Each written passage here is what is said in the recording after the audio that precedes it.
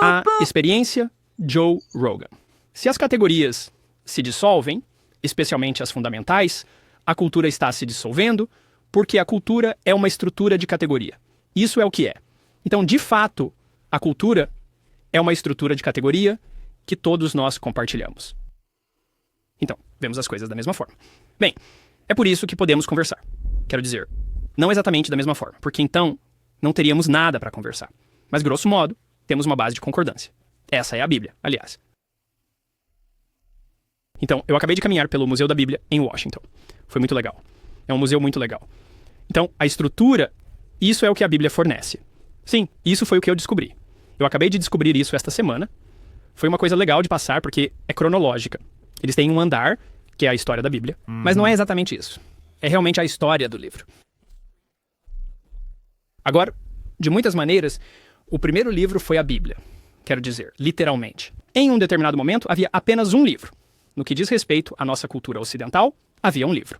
E por um tempo, literalmente, havia apenas um livro. E esse livro era a Bíblia. E antes de ser a Bíblia, eram rolos e escritos em papiro. Mas estávamos começando a reunir textos escritos. E passou por todos os tipos de transformações tecnológicas. E então tornou-se livros que todos podiam comprar.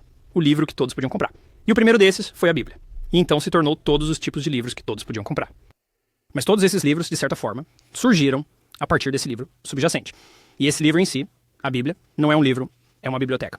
É uma coleção de livros. E então o que eu descobri foi, em parte porque eu estava conversando com meu cunhado, Jim Keller, que é o maior designer de chips do mundo. E agora projetou um chip que é tão poderoso quanto o cérebro humano, otimizado para aprendizado de inteligência artificial, aliás. E então eu conversei com ele sobre isso.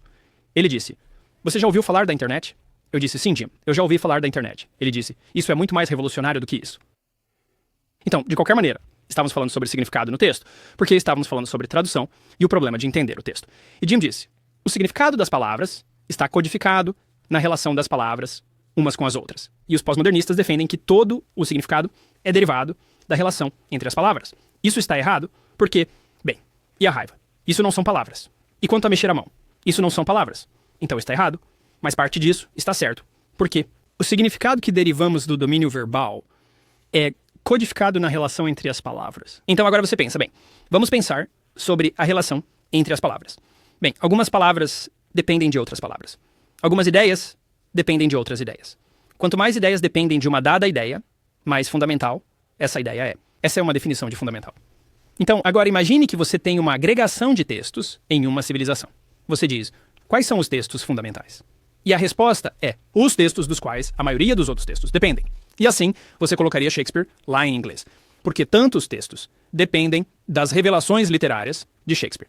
E Milton estaria nessa categoria, e Dante estaria nessa categoria, pelo menos em tradução. Autores fundamentais, parte do cânone ocidental, não por causa dos ditames arbitrários do poder, mas porque esses textos influenciaram mais outros textos. E então, você pensa nisso como uma hierarquia, certo? Com a Bíblia na sua base, o que certamente é o caso. Agora, imagine que esse é todo o corpus da produção linguística, considerando tudo. Agora, como você entende isso? Tipo, literalmente, como você entende isso?